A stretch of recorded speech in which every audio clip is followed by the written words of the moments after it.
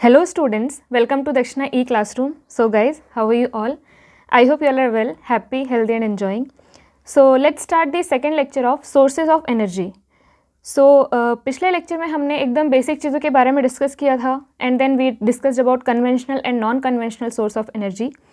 उसके बाद वो बेसिकली वो क्या हैं and why do we need to save energy, why do we need to use energy in such a way that energy भी बचे बाद के लोगों के लिए और हमारा इन्वायरमेंट भी ठीक ठाक रहे टू सर्वाइव, टू लिव, है ना.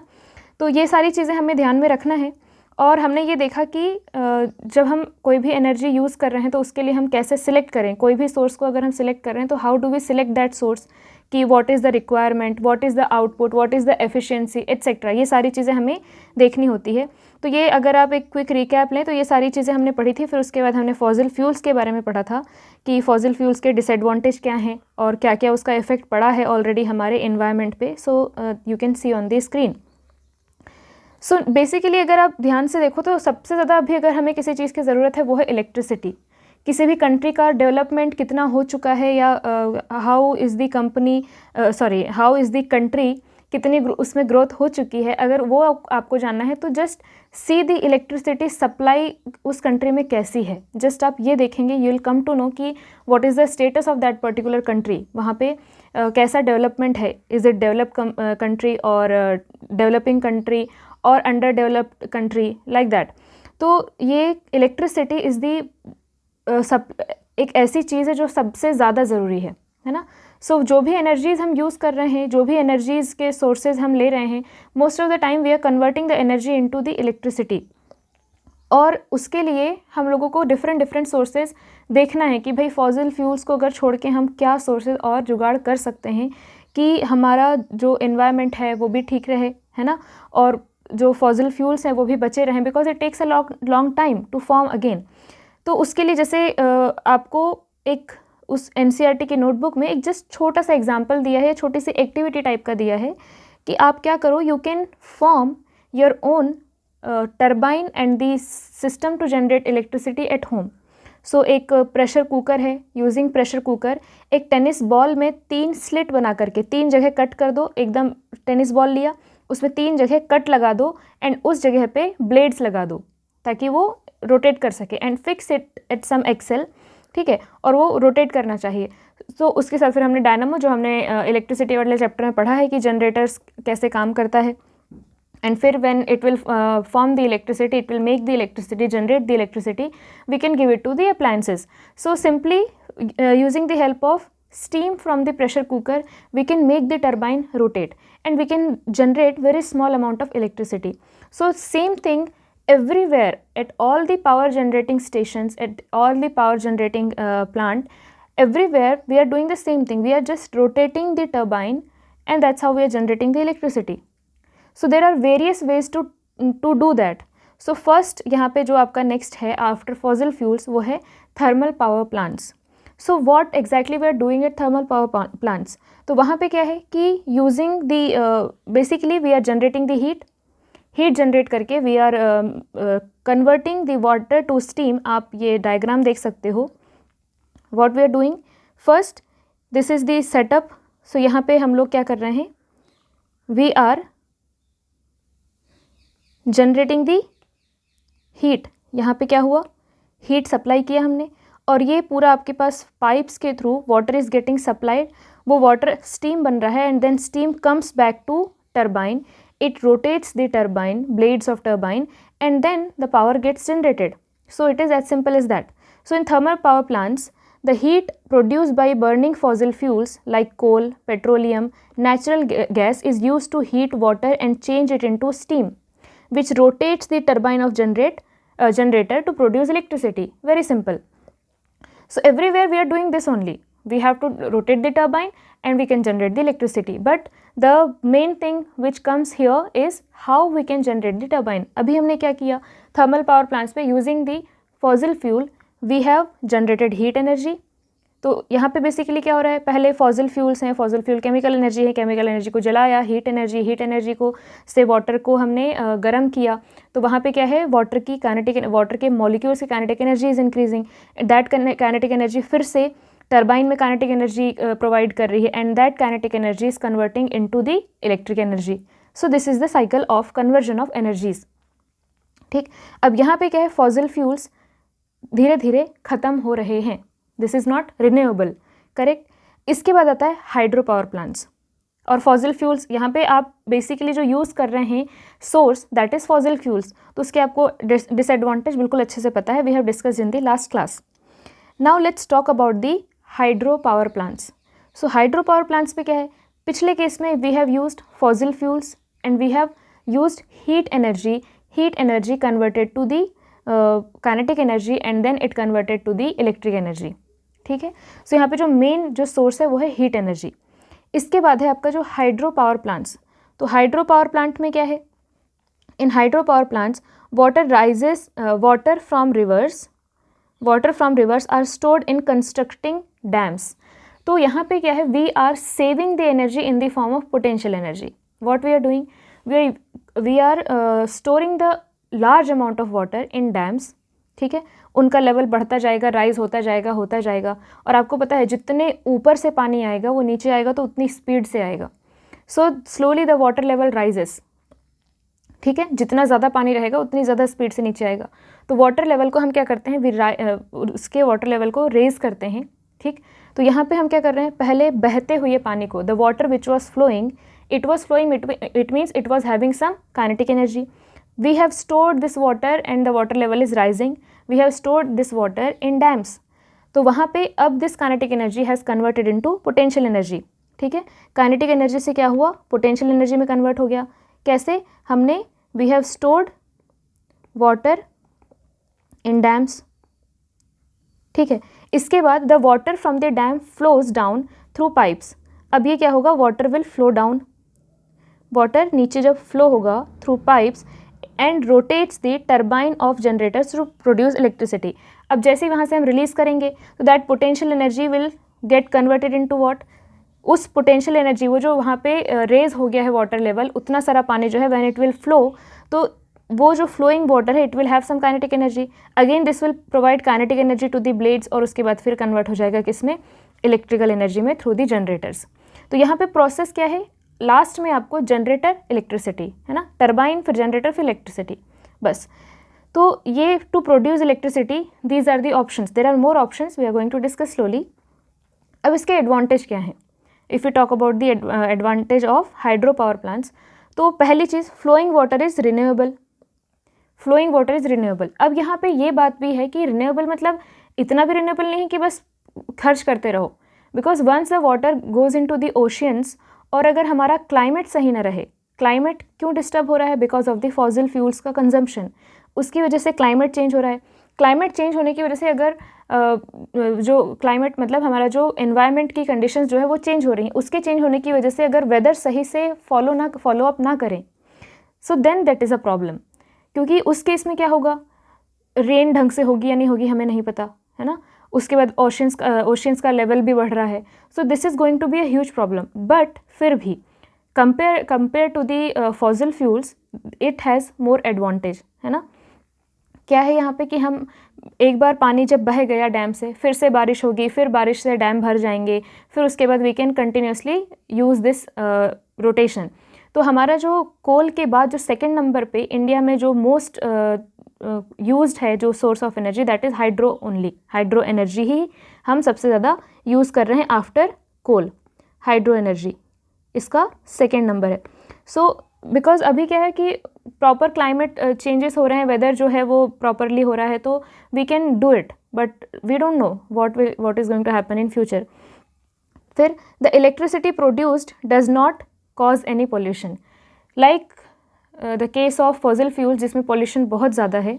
Here in this case pollution is not that much. Pollution है ही नहीं, बहुत ही कम. क्या पॉल्यूशन के नाम पे कुछ भी नहीं है देखा जाए तो. थर्ड है the water stored in dams can also be used to control floods and for irrigation.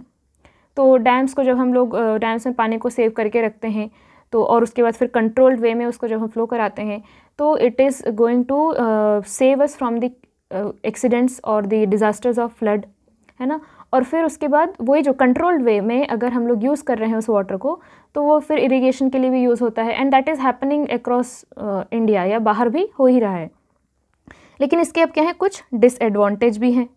तो डिसएडवांटेज में क्या है कि the initial cost is high. अब सोच के देखो ना कि अगर आपको एक हाइड्रो पावर प्लांट या पूरा हाइड्रो एनर्जी का जो सिस्टम है वो आपको अगर सेटअप करना है, it is going to take a lot of time, it is going to take a lot of efforts, lot of place, और बहुत ज़्यादा एक्सपेंसेस होंगे। आपको बहुत बड़ा एक सेटअप तैयार करना है ना, डैम छोटे छोटे तो नहीं होते कि एक थोड़ी सी जगह में बन गए, it takes a lot of place, है ना। इसकी वजह से क्या होता है, large areas of land get submerged and the decomposition of vegetation produce methane gas which is green house gas. तो यहाँ पे क्या होता है कि पेड़ों को काटना पड़ेगा, है ना, बहुत सारा वेजिटेशन जो है हमें उसको डिस्ट्रॉय करना पड़ेगा। सो जब वो व्हेन इट गेट्स उसका जब डिकम्पोजिशन होता है, ठीक है, जब वो सारा का सारा लैंड एरियाज जब डिकम्पोज होता है, तो उसकी वजह से वहाँ पे मिथेन गैस प्रोड्यूस होती है which is a green house gas. तो जो कि बहुत ही ख़तरनाक है, ग्रीन हाउस गैस है, मतलब it's not good for our environment. उसके बाद it causes displacement of lot of people from large areas of land. तो ऑब्वियस सी बात है, जब आपको कोई कंस्ट्रक्शन करना होगा, you will have to move people from the place. उस प्लेस से आपको बहुत सारे लोगों को निकालना पड़ेगा। तो हाँ, तो ये जो है डिसएडवांटेज हैं इसके।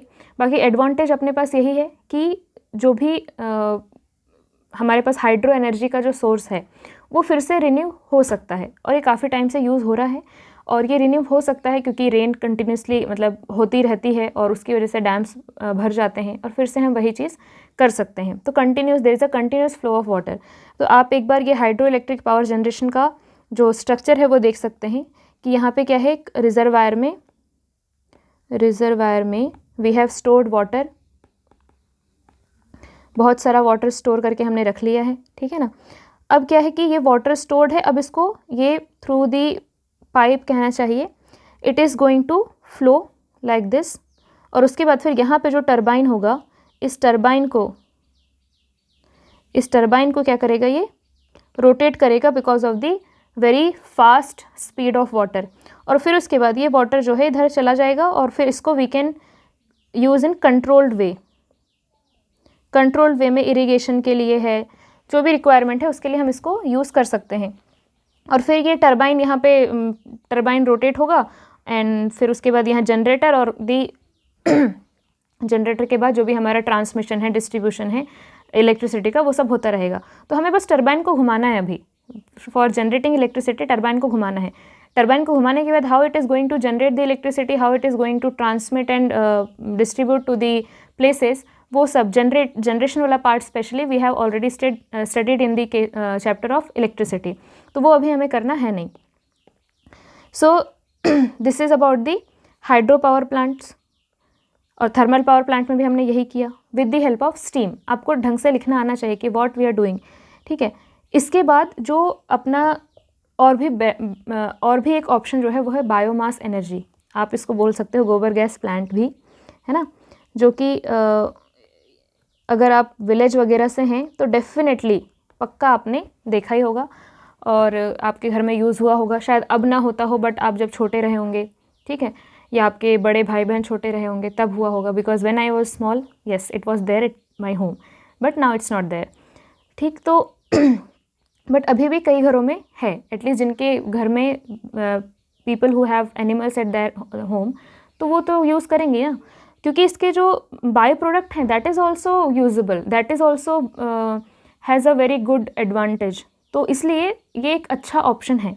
सो इसमें क्या है कि हम बेसिकली क्या यूज़ करते हैं, the waste materials and dead parts of living things, waste material and dead parts are called biomass, ठीक है। So wood, animal dung, vegetable waste, agriculture waste, sewage, सब कुछ आप यूज़ कर सकते हो फॉर बायोमास। क्या करना है, biomass is decompose by anaerobic microorganisms to produce biogas. Biogas is a mixture of gases containing methane, carbon dioxide, hydrogen and hydrogen sulphide. तो यहाँ पे कौन कौन सी गैस हैं ये आपको ध्यान रखना है, methane, carbon dioxide, hydrogen and hydrogen sulphide, ठीक। तो ये जब डिकम्पोज होते हैं, बायोमास जब डिकम्पोज होता है तो यहाँ पे ये गैसेस रिलीज होती हैं, ठीक। तो बायोगैस प्लांट में हम क्या करते हैं, we keep all these waste materials, ये सारी चीज़ें जो वुड है, एनिमल डंग है, दीज ऑल दीज वेस्ट, इनको what we do, we put it in the biogas plant. वहाँ पे डिकम्पोजिशन होता है, ठीक है। डिकम्पोजिशन होने के बाद वहाँ पे क्या बनेगी, that all these gases will be forming, और वो गैस फिर ऊपर आ जाएंगी because of obviously less density, ऊपर आ जाएंगी एंड फिर वहाँ पे will keep one pipe and through that pipe we are going to use it. So let's talk about biogas plant, कैसे बनता है, what is the structure etcetera. तो ये है आपका biogas plant. The biogas plant has large underground tank made of bricks and cement, ठीक है। Underground हमने टैंक बना दिया, दिस इज द अंडरग्राउंड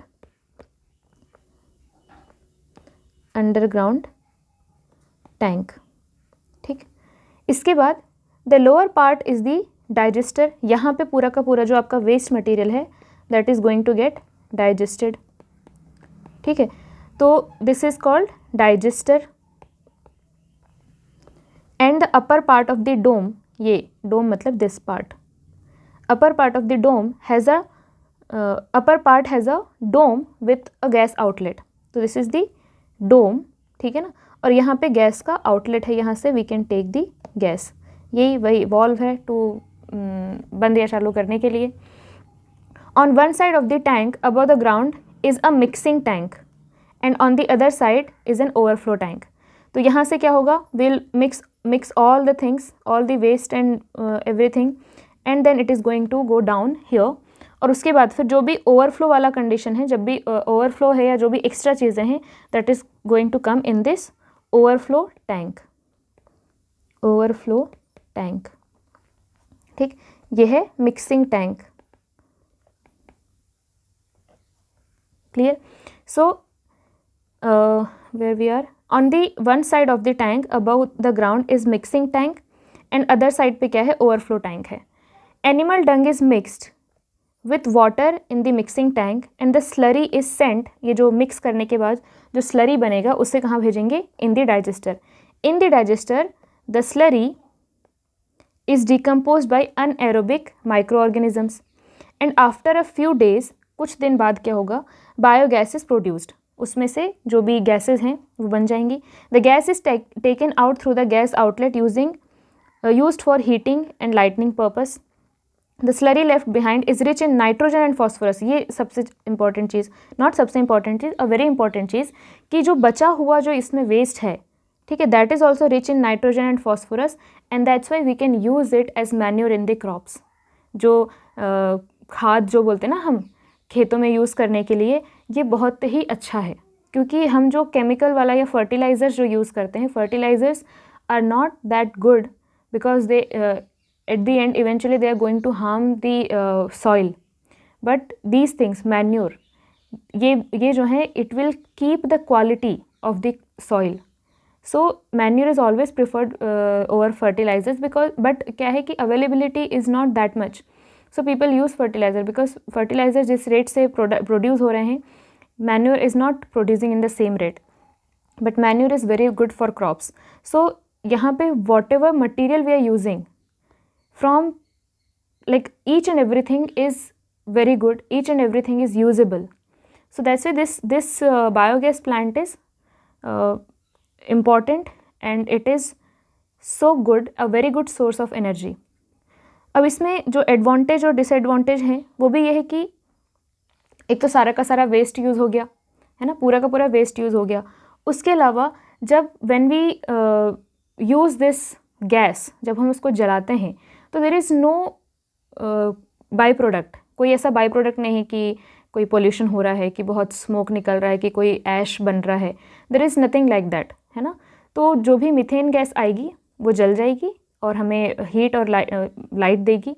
सो ये इसका जो एडवांटेज है वो यही है कि एक तो हमारा वेस्टेज सारा यूज़ हो जा रहा है ना, पूरा वेस्ट जो डिकम्पोजेबल जो वेस्ट है वो यूज़ हो जा रहा है, और दूसरी चीज़ क्या है कि एक तो मैन्योर मिल रहा है हमें, है ना। एडवांटेजेस में हम लिख सकते हैं कि we are getting manure for the crops, फिर we are like there are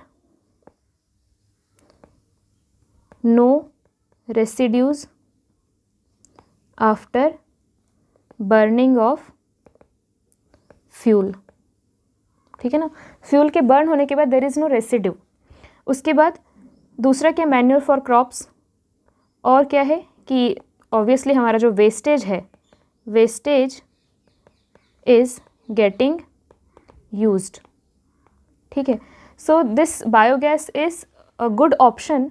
अब ऑब्वियसली बात है ये बहुत सारी चीज़ों के लिए हम इसको इलेक्ट्रिसिटी प्रोड्यूस करने के लिए यूज़ नहीं कर सकते, लेकिन जो घर के छोटे काम, कुकिंग है और एट्सेट्रा, इन सब चीज़ों के लिए we can use this thing. तो ये है अबाउट बायोगैस प्लांट। नेक्स्ट जो है ऑप्शन वो है विंड एनर्जी।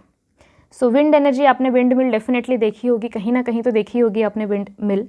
सो विंड मिल क्या है कि जो आपने 9th में पढ़ा होगा कि because of the temperature difference, pressure difference, wind blows, एक जगह से दूसरी जगह हवा का क्या होता है, देयर इज़ अ मूवमेंट, जिसे हम विंड कहते हैं। तो विंड क्या है, it is a kinetic energy. तो आपके पास जो भी एनर्जी है उसको अगर कन्वर्ट किया जा सकता है, it means it can become a source of energy for you, है ना। तो जैसे अभी हमने क्या देखा कि जो भी वेस्टेज था, वेस्टेज का डिकम्पोजिशन जो है, it means it has chemical energy, उसको और उससे फिर डिकम्पोजिशन के बाद गैस बनेगी, that is also chemical energy. फिर उसको हम यूज़ करना शुरू करेंगे और तो वहाँ से हमें हीट और लाइट एनर्जी मिल सकती है, right. So that was in the case of biogas plant कि यहाँ पे हमारे पास क्या है, केमिकल एनर्जी, और केमिकल एनर्जी से हम बना रहे हैं लाइट एनर्जी और हीट, है ना, हीट या लाइट कहाँ से, केमिकल एनर्जी से। सो अब अगर हम बात करें विंड एनर्जी की, तो विंड एनर्जी में क्या है, यहाँ पे काइनेटिक एनर्जी है। विंड में क्या है, काइनेटिक एनर्जी है, because there is a movement. अब दिस विंड एनर्जी या फिर this kinetic energy can be used to rotate again the turbines. तो उसके लिए हम क्या करेंगे, will put some blades here, ठीक है ना, और फिर हवा की वजह से it is going to rotate. तो यहाँ पे हम क्या कर रहे हैं, we are using the kinetic energy, wind energy is used in windmills which converts the kinetic energy of wind into mechanical energy और इलेक्ट्रिकल एनर्जी। तो पहले वो मैकेनिकल एनर्जी में again kinetic energy of wind mill में convert होगा, उसके बाद फिर इलेक्ट्रिकल एनर्जी में कन्वर्ट हो जाएगा। The kinetic energy of wind can be used to do mechanical work like lifting water from wells और grinding grains in flour mills. तो अगर आपने गाँव में देखे होंगे वो फैंस, ठीक है, जिसका यूज़ किया जाता है फॉर ग्राइंडिंग ग्रेन्स, ठीक है, तो उसी तरीके से it can also use to rotate the turbines of the generator to produce electricity. Simply आपको समझ में आ रहा है कि आपने बचपन में खेला होगा कि एक in a stick if you put some blades and you run with it, that blade is going to rotate, that's how the wind energy is going to rotate the blades of turbine. So wind energy wind energy में जो kinetic energy है वो it will convert into kinetic energy of the turbine and then electrical energy. But फिर problem क्या है कि एक single wind mill can not produce a large amount of energy या फिर large amount of electrical energy. तो इसलिए क्या होता है कि बहुत सारे विंड मिल्स को एक साथ यूज़ किया जाता है, और इस चीज़ के लिए हमें एक बहुत बड़े प्लेस की ज़रूरत पड़ेगी, बिकॉज बहुत सारे विंड मिल्स को हमें साथ में लगाना होगा। So large area is required. So यहाँ पे आप आगे देख सकते हो, a single wind mill produces only small amount of electricity. So a large number of windmills in a large area are coupled together to produce more electricity in wind energy farms. Wind energy farms. तो wind energy farm जो होते हैं वहाँ पे there are large number of windmills and उनको couple करके we get more amount of electricity. Advantages क्या हैं? So it is renewable source of energy, है ना, विंड कहीं नहीं जा रही, it is a renewable source of energy, does not cause any pollution, कोई pollution नहीं है because of this, the recurring cost is less। एक बार आपने सेटअप कर दिया, same advantage is in the case of dam वाला जो केस था, hydro energy. So once you have established it, आपको फिर से जो उसका कॉस्ट है, मेंटेनेंस कॉस्ट या फिर रिकरिंग कॉस्ट जो है, या फिर बिल्डिंग अगेन उसका जो कॉस्ट है, that is going to be less once you have made it. तो काफ़ी टाइम तक you can get electricity from that particular system, correct. लेकिन फिर डिसएडवांटेज क्या है, wind is not available at all the times, you will have to keep some kind of backup. if you are completely depend on windmill, that is going to give you a lot of problems, है ना, because wind is not available all the time, वो कभी होगी कभी नहीं होगी. So you need to have a lot of backup, electricity का या बैटरी बैकअप आपको बहुत सारा आपके पास होना चाहिए, या कोई बैकअप सिस्टम होना चाहिए where you can which you can use in the absence of wind electricity from windmills.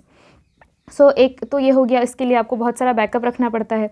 It requires a large area of land. जब large area of land required होगा तो वहाँ पे जो क्रॉप्स हो सकती थी, या फिर वहाँ पे जो लोग रहते थे, या फिर वहाँ पे जो कंस्ट्रक्शंस थे, that you'll have to remove. उन सबको आपको डिस्प्लेस करना पड़ेगा, like we did in the case of hydro energy. तो यहाँ पे क्या है, हाँ थर्ड क्या है, a minimum wind speed of 15 kilometre per hour is required. इतनी कम से कम विंड होगी तो ढंग से इलेक्ट्रिसिटी जनरेट हो पाएगी. So accordingly you will have to select the areas. ऐसे एरिया सेलेक्ट करने होंगे जहाँ पे विंड जो फ्लो है या जो स्पीड है वो काफ़ी हाई है, क्योंकि हम हर जगह नहीं लगा सकते. ये will have to select the areas. अगर कोई पर्टिकुलर एरिया है वहाँ पे बहुत सारे ऑलरेडी लोग रह रहे हैं तो उस जगह में लगाना it is going to be little difficult.